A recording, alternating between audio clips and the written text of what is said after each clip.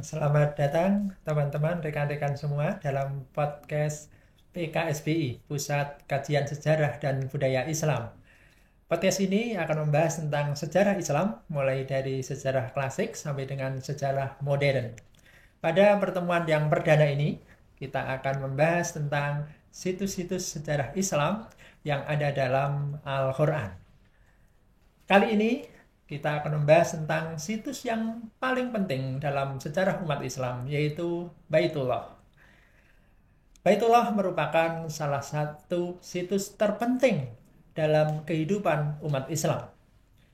Kesempatan ini kita menghadirkan seorang narasumber yang sangat luar biasa, ahli dalam bidang sejarah Islam klasik, khususnya terkait dengan situs-situs Islam yang ada dalam Al-Quran.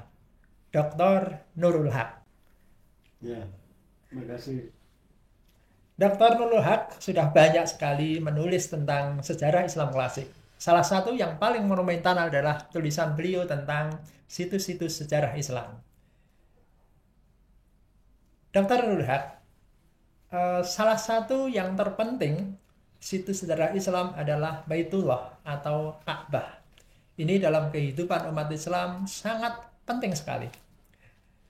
Menurut dokter, apa sih keistimewaan dari Baitullah itu bagi umat Islam? Bagaimana sejarahnya? Ya, baik, terima kasih Bapak Dr. Maharsi dan juga kawan-kawan dari podcast ini. Saya ucapkan selamat siang semuanya. Jadi itu satu pertanyaan yang sangat bagus dan penting sekali saya kira. Sejarah Baitullah itu sebenarnya terkait antara makrokosmos dan mikrokosmos, atau antara dunia besar dengan dunia kecil ya, dimana awalnya itu di dalam periwayatan Tobari dan yang lainnya disebutkan bahwa Baitullah itu awalnya adalah permintaan dari Nabi Adam alaihissalam. Jadi Nabi Adam alaihissalam itu ketika di Jannah ya, surga menurut sebagian atau jannah taman itu pernah melihat adanya sebuah arsy itu. Nah, di arsy itu para malaikat berkeliling ya, mengelilingi arsy itu. Nah, Adam lihat apa itu Tuhan, kok para malaikat itu berkeliling. Nah, terus dijelaskan bahwa mereka sedang beribadah kepadaku. Nah, setelah Nabi Adam alaihissalam itu diturunkan ke bumi, Nabi Adam itu meminta satu permohonan kepada Tuhan. Ya Tuhan, waktu aku dulu di Jannah, aku melihat para malaikat itu berkeliling menyembah Engkau di aras. Nah, maka aku mohon ada tempat beribadah untukku di bumi. Nah, dari situ maka diberikanlah satu tempat yang kemudian disebut Baitullah dan Ka'bah itu. Jadi itu sebenarnya ada kaitan dengan awal peribadatan yang dilakukan oleh malaikat di aras, kemudian Adam mengetahuinya dan Adam ingin melakukan hal yang sama di bumi. Dan itu dikatakan ya berkeliling sebanyak 7 kali itu. Nah, seperti itu. Oh iya, berarti sudah sangat jauh ya, Ya, sebelum Islam datang ya, jauh Dokter. sekali. Ya. Betul. Ya. Tapi dalam perkembangannya, kenapa kemudian Ka'bah itu menjadi situs yang sangat penting, bahkan dihubungkan dengan ibadahnya umat Islam? Ya, itu karena memang pertama ya, itu dikatakan dalam surah Ali Imran, Inna awwala baitin wudi'a lin-nasi lalladzi bi Bakkata mubarakan.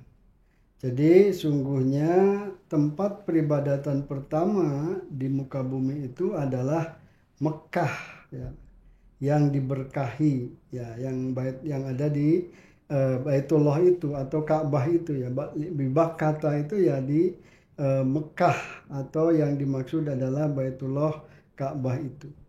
Nah itu menunjukkan bahwa semenjak awal penciptaan manusia, tempat peribadatan pertama itu adalah Ka'bah Baitullah. Dan di sini juga menunjukkan bahwa agama tauhid itu agama yang pertama ya. Jadi bukan agama monoteistik atau menyembah banyak Tuhan. Nah, jadi menyembah banyak Tuhan itu setelah itu. Nah, kemudian bagaimana ini bisa menjadi penting? Karena setelah Adam ada estafeta kerasulan, di mana setelah itu ada Nuh alaihissalam. Kemudian setelah Nuh dikatakan bahwa itu terkena banjir bandang atau mega tsunami itu ya, yang terjadi pada zaman Nabi Nuh. Nah, kemudian diperbaharui kembali oleh Ibrahim. Nah, Ibrahim ini yang diyakini oleh agama besar, agama Samawi, sebagai pendiri 3 agama ya, walaupun itu sebenarnya multitafsir. Yang jelas kalau dalam perspektif Islam Al-Quran, maka Ibrahim itu adalah Hanifah Musliman. Tetapi faktanya dari mulai Ibrahim kemudian ke bawahnya itu ada 3 besar agama, yaitu agama Yahudi, kemudian Kristen dan Islam. Nah, Ka'bah itu representasi dari tempat peribadatan umat Islam yang kemudian dibangun kembali oleh Nabi Ibrahim dan Nabi Ismail. Dan itu juga disebutkan ya di dalam Al-Qur'an itu. Jadi dalam Al-Qur'an juga disebutkan wa idz yarfa'u Ibrahimul qawaida wa Ismail. Nah, itu kan di situ ada tampak bahwa dua bapak dan anak ini sama-sama bekerja ya. Yang satu menjadi ya, kalau sekarang istilah kita tukang, yang satunya ladennya. Jadi disebutkan Ibrahim dulu karena dia yang punya konsepnya. Nah, itu Qawaidal Bait itu mulai artinya dibangun semacam tiang-tiangnya. Nah, itulah saya kira mulai ada pembentukan Ka'bah seperti sekarang. Dan Ibrahim itu dinyatakan sebagai bapaknya para nabi, dan juga orang-orang Arab sangat mengetahui nenek moyang mereka sampai kepada Ibrahim. Nah, dari Ibrahim itu kemudian juga beliau ya bukan hanya memelihara ya, tetapi mengharapkan bagaimana generasi berikutnya setelah beliau itu bisa mengunjungi Ka'bah. Dan doa beliau itu dijabah oleh Allah. Walaupun tidak secara langsung ya, itu ada banyak ayat Al-Quran ya terkait dengan hal ini. Misalnya ketika Mekah itu belum menjadi sebuah negeri ya, masih gersang ya, Rabbij'al hadza baladan aminan. Nah, itu kan masih sangat kalau sekarang itu seperti alas dulu itu ya. Kemudian beliau berdoa agar nanti keturunanku dan umat Islam yang menyembah agama tauhid itu pada berkunjung ke Baitullah itu. Jadi itu ada napaktilas, sehingga dari situ estafeta atau keberlanjutan ya dari peribadatan di Ka'bah itu terpelihara sampai nabi-nabi berikutnya sampai kepada Nabi Muhammad ya, dan juga sekarang. Jadi itu bukti bahwa estafeta atau keberlanjutan ya dari Ka'bah itu sangat terpelihara karena salah satunya fungsi dari utusan-utusan Tuhan yang mana Ka'bah menjadi salah satu pusat peribadatannya. Iya, tadi Pak Nurul menjelaskan bahwa sebenarnya Ka'bah itu sudah ada sejak zaman Nabi Adam. Ya. Terus bagaimana perkembangannya sehingga Ka'bah itu menjadi situs yang penting dalam kehidupan umat Islam di seluruh dunia? Ya, jadi setelah tadi Ibrahim itu kan Nabi Ismail ya yang tinggal di Mekah itu. Jadi itu salah satu putra Ibrahim, di mana Ibrahim itu kembali ke Palestina. Yang menetap di Mekah itu adalah salah satu putranya yaitu Nabi Ismail alaihissalam. Dan Nabi Ismail alaihissalam ini ketika menetap di Mekah itu karena salah satu faktornya di situ ada air Zam-Zam, kemudian budi bahasa yang bagus dengan masyarakat setempat. Nah, dia kemudian menikah ya dengan salah satu suku dari Yaman, namanya suku Jurhum. Itu suku yang sangat terkenal ya. Nah, itu yang kemudian disebut di dalam sejarah Islam Al-Arab Al-Musta'robah. Artinya kalau sekarang itu ya kayak WNI lah. Jadi orang yang bukan Arab ya. Artinya Ibrahim kan dari Mesopotamia ya. Babilonia itu yang dulu tidak dianggap sebagai bagian dari Arab. Nah, kemudian nikah dengan suku asli Arab, suku Jurhum. Dan disitulah kemudian berkembang berkembang ya, dan banyak masyarakat yang kemudian datang ke situ. Jadi itu boleh dikatakan sebagai cikal bakal perkembangan masyarakat di Mekah, yang mana salah satu daya tariknya selain adanya Ka'bah, ada juga di situ adalah sumur Zam-Zam ya. Nah, ini juga salah satu situs sebenarnya. Jadi sumur Zam-Zam itu karena Arab itu banyaknya wilayahnya itu kering, maka ketika mereka tahu di situ ada sumur Zam-Zam, mereka pada eksodus ke situ, pindah ya. Apalagi Ismail ini orang yang dianggap sangat baik ya dengan masyarakat setempat, dan itu terbukti dengan menikahi suku Jurhum. Nah, dari situlah beliau belajar bahasa Arab yang fusha, yang itu juga melestarikan bahasa Arab yang sampai nanti kepada Quraisy. Setelah era Ismail, sebenarnya Arab itu juga terbagi dua. Kalau tadi katakan Mekah itu kan masuknya Hijaz. Nah, Hijaz itu wilayahnya Mekah, Madinah, Taif kalau di dalam klasik. Nah, yang satu lagi yang Jurhum, yang Hijaz ini disebut dengan Arab Utara ya.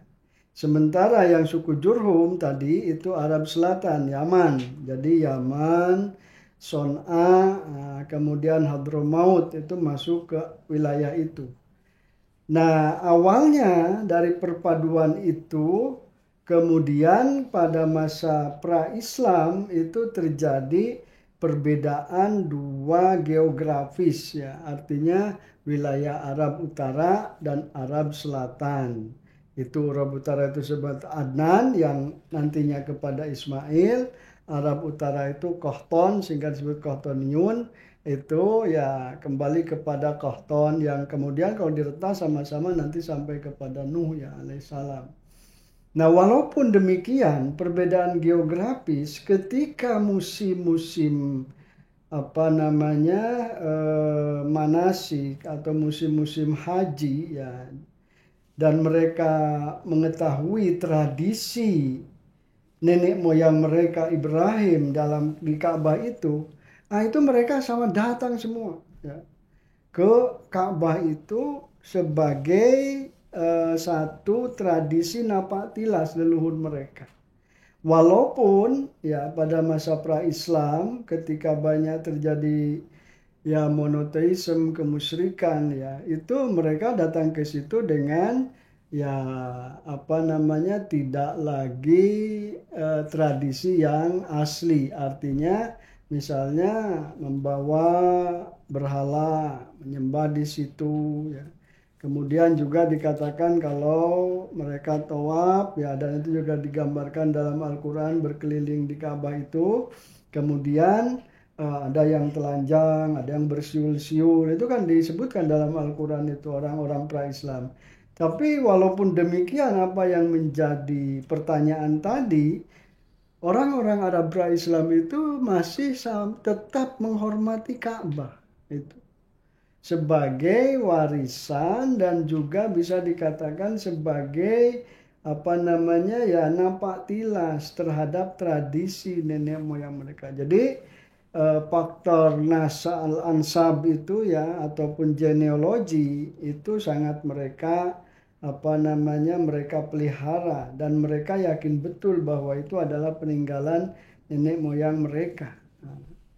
Apalagi menjelang kedatangan Islam, jadi siapa yang memegang Ka'bah itu bisa dikatakan sebagai memegang sentra kebudayaan. Makanya pasti yang memegang itu ya masih sebenarnya kalau dilihat dari genealoginya ya masih sampai kepada Ismail dan Ibrahim, Qusay itu ya. Jadi Qusay yang kemudian itu bagian dari suku Quraisy itu punya hubungan nasab dengan Nabi Ismail, Nabi Ibrahim alaihissalam ya, dari Nabi sampai kepada nanti Nabi Muhammad alaihissalam. Nah, itu keterpeliharaannya juga terkait dengan aspek sentra budaya yang kemudian didatangi oleh suku-suku dari Arab dan luar Arab. Nah, karena itu ramai didatangi walaupun tidak dengan murni ya, artinya murni untuk menyembah Allah, sudah ada distorsi atau penyimpangan ya dalam beribadah, timbullah satu kecemburuan teologis mungkin ya bukan kecemburuan sosial lah kalau sekarang, di mana Abraha ini ingin menghancurkan Ka'bah. Jadi kenapa ada Raja Abraha itu dari Najran ya. Najran itu ya berdekatan dengan Yaman juga sebenarnya. Di situ pusatnya agama Nasrani ya. Nah, itu sampai iri. Dia sebagai, ada yang mengatakan gubernur ya Abraha ini. Walaupun dalam cerita-cerita kita sering mengatakannya raja ya. Jadi bagaimana gereja yang dia bangun itu sepi, kosong. Sementara di Mekah tiap tahun ramai, apalagi kalau musim haji. Disitulah timbul kecemburuan sampai ingin menghancurkan Ka'bah. Nah, itu di situ ada Tayron Ababil, itulah alam taraka kaifa fa'ala rabbuka bi ashabil fil. Nah, itu makanya kenapa dikatakan baka. Jadi ketika ada pasukan bergajah seperti Abraha ini ingin menghancurkan, dia sendiri hancur duluan. Makanya itu salah satu mengapa Ka'bah itu tetap ramai ya, dikunjungi baik pada masa lampau, bahkan pada masa-masa sebelum Masehi, masa pra-Islam, walaupun telah terjadi sedikit penyimpangan dan ada penyembahan berhala, sampai kepada masa Islam yang diawali oleh Nabi dengan penghancuran berhala sekitar 360. Itu kan sudah banyak sekali. Artinya penyimpangan itu sudah turun-temurun pada masa pra-Islam, sehingga kehadiran Nabi itu ketika lahir pun berhala-berhala sudah hancur. Nah, seperti itu saya kira. Ya, kapan Pak Nurul haji itu kemudian disahkan sebagai salah satu rukun Islam yang senternya adalah di Ka'bah itu, Pak? Ya, jadi kalau kewajiban haji itu kan setelah hijrah ya. Jadi hukum-hukum yang diberlakukan di dalam Islam itu selain sholat pada umumnya setelah Nabi hijrah ke Madinah. Atau dalam sejarah Islam kita bisa katakan itu sebagai era Madinah ya. Bukan era Makkah. Era Makkah itu penyebaran tauhid dan akhlak ya. Tapi era Madinah itu hukum. Nah, haji itu ya sekitar 2 tahun setelah kenabian itu diwajibkannya haji, dan itu semakin memperkuat ya bagaimana animo ataupun ya perhatian dan juga semangat dorongan umat Islam untuk melakukan, walaupun Nabi sendiri sebenarnya tidak sering ya. Jadi sebenarnya kalau sering-sering umroh ya, sering-sering haji sementara sekitarnya masih tetap fakir miskin, nah itu sebenarnya tidak mengikuti sunnah Nabi, karena Nabi aja tidak setiap tahun berhaji, sangat jarang Nabi itu. Jadi umrohnya itu bisa dihitung jari beliau itu. Kalau enggak 2-3 kali saja ya. Kemudian juga hajinya juga demikian. Nah, yang terpenting itu adalah napaktilas itu menjadi bagian tradisi yang dilestarikan di dalam Islam sebagai salah satu ajaran yang sampai sekarang masih berlaku ya. Seperti itu. Ya, tadi Pak Nurul menjelaskan bahwa Ka'bah itu memang sudah ada sejak zaman Nabi Adam, Nabi Ibrahim, bahkan pada masa Rasulullah Muhammad SAW itu bahkan menjadi pusat dari salah satu rukun Islam, yaitu ibadah haji. Ya. Di samping sebagai salah satu rukun Islam, tentu Ka'bah juga mempunyai peran dan makna yang penting bagi masyarakat Islam seluruh dunia. Apa Pak Nurul makna dari Ka'bah itu sendiri bagi seluruh umat Muslim di seluruh dunia? Ya, bisa juga itu sebagai simbol pertama ketauhidan atau mengesahkan Tuhan ya. Jadi apapun manapun negaranya, apapun budayanya, kemudian juga mazhabnya, ketika mereka itu melaksanakan ibadah haji bersatu ya, di situ ketauhidan itu.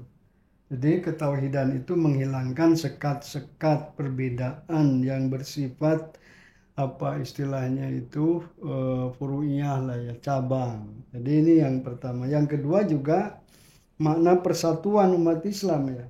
Jadi makna simbolik Ka'bah itu sebenarnya mempersatukan umat Islam di seluruh dunia pada momen-momen tertentu. Nah, kalau umat Islam bisa bersatu seperti ini, itu sebenarnya menjadi salah satu kekuatan bagi Islam di dunia. Tetapi kan nyatanya jangankan Islam di dunia, Arab aja nggak bisa bersatu ya. Gimana bisa melawan Israel misalnya, atau Zionis dan Amerika ya. Nah, itu jadi simbol-simbol itu belum termanifestasikan dalam kehidupan, terutama persatuan. Kemudian yang ketiga, seperti saya katakan tadi, ada napaktilas di dalam tradisi agama. Dan saya kira ini tradisi agama mana saja ya, bukan cuma agama Islam. Jadi napaktilas misalnya ya, kalau di India kan ada Sungai Gangga ya, yang dianggap itu sakral, suci lah. Dan ini juga Ka'bah itu sangat sakral bagi umat Islam ya. Dan kita sebenarnya dari sisi aspek napaktilas itu atau historis itu dihubungkan dengan masa lampau Ka'bah dari mulai masa Adam ya, kemudian juga Ibrahim ya, kemudian Nabi Muhammad SAW. Makanya kalau tadi kaitannya dengan ibadah haji, sebenarnya di situ kan manasik itu ada yang dari Adam ya, tradisinya napaktilasnya, ada yang dari Ibrahim dan Ismail, ada yang dari Nabi Muhammad. Nah, itu manasik itu sebenarnya. Jadi menyambungkan napaktilas para utusan Tuhan yang menjadi representasi agama samawi, khususnya Islam itu ya. Misalnya Adam itu ada Musdalifah, ada Arafah ya di situ ya. Jadi Adam, kemudian Ibrahim dan Ismail ada Ka'bah, ada Hijir Ismail ya. Kemudian ada Zumroh ya, lempar. Nah, itu kan tradisi dari Nabi Ibrahim itu, lempar Zumratul Ula Aqobah ya. Dan ketika Nabi Ibrahim diperintah untuk menyembelih putranya Nabi Ismail alaihissalam.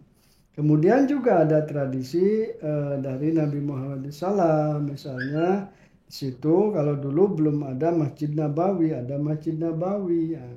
Kemudian juga apalagi ada ya, walaupun itu bukan rukun ya, kita juga ya berziarah pada makam Nabi. Di situ juga ada Masjid Kuba ya, ada Masjid Nabawi ya. Dan di mana juga apa namanya, di Masjid Nabawi itu kan ada satu tempat ya yang dikatakan di mana doanya sangat mustajab ya, yang disebut dengan Raudhoh itu kan. Ya. Nah, itu napaktilah semua. Nah, inilah sebenarnya mungkin ada kaitan dengan sejarah itu memiliki makna penting ketika satu tradisi dan kebudayaan dari sebuah agama memiliki keberlanjutan dari masa awalnya sampai kepada masa sekarang kita, bahkan masa akan datang. Nah, itu aspek historis yang sangat penting sekali saya kira. Mungkin itu tiga itu mana pentingnya ya bagi umat Islam itu. Ya, luar biasa saya kira yang disampaikan oleh Pak Nurul Haq ini. Ternyata Ka'bah itu memiliki peran yang sangat penting, tidak hanya berkaitan dengan akidah atau tauhid, tetapi juga kemasyarakatan. Tadi dikatakan oleh Pak Nurul bahwa itu menjadi simbol persatuan umat di seluruh dunia, tidak hanya umat Islam, tetapi juga umat-umat yang lain sebagai warisan dari Nabi Ibrahim alaihissalam. Terima kasih Pak Nurul Ya, Haq yang sudah memberikan banyak sekali pencerahan kepada kita semua tentang pentingnya Baitullah Ka'bah yang sampai sekarang masih dilestarikan oleh umat Islam. Para pemirsa sekalian, demikian tadi bincang-bincang kita dengan Dr. Nurul Haq tentang situs-situs Islam yang ada di Al-Quran. Tadi kita sudah mendiskusikan tentang Ka'bah, Baitullah. Mari kita tunggu dalam podcast selanjutnya tentang situs-situs selanjutnya. Sampai ketemu lagi. ya.